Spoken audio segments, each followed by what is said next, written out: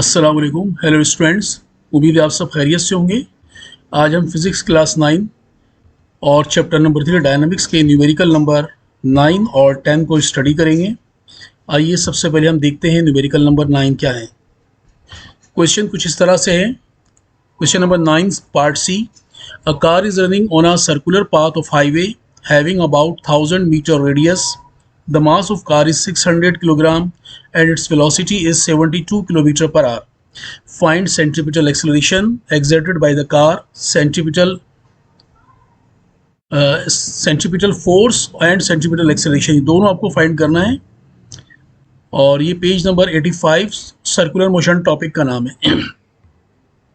ये आप देख रहे हैं, आपके सामने नज़र आ रहा है कि कार जो है सर्कुलर पाथ पर मूव कर रही है और इस कार का जो मास है वो 600 किलोग्राम है और इसकी जो वेलोसिटी है 72 किलोमीटर पर आवर है।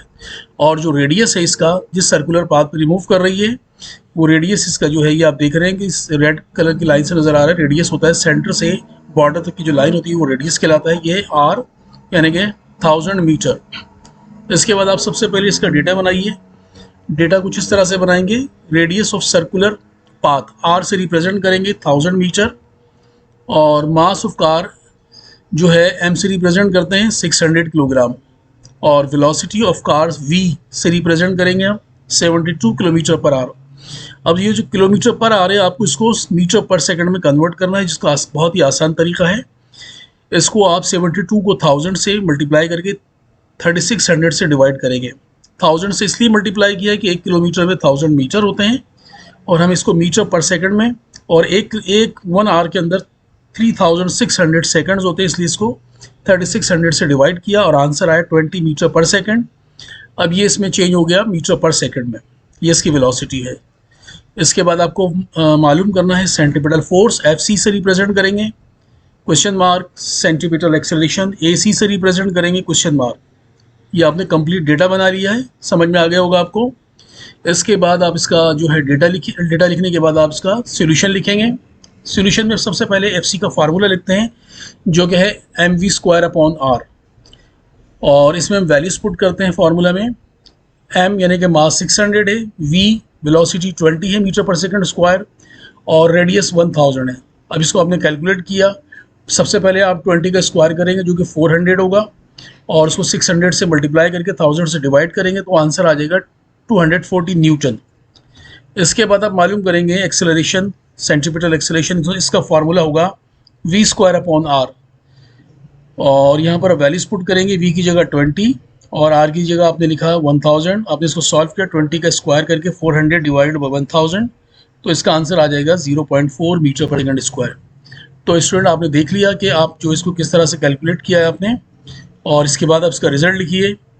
The centripetal force exerted by the car is 240 newton and centripetal acceleration of car is 0.4 metre per second square.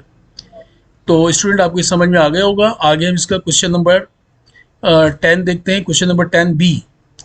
इसमें क्वेश्चन कुछ इस तरह से है, a block is placed on a wet slippery floor. एक block है जो कि किसी स्लिपरी फर्श के ऊपर रखा हुआ है। The mass of block is 15 kilogram when it is pulled through a string and spring balance.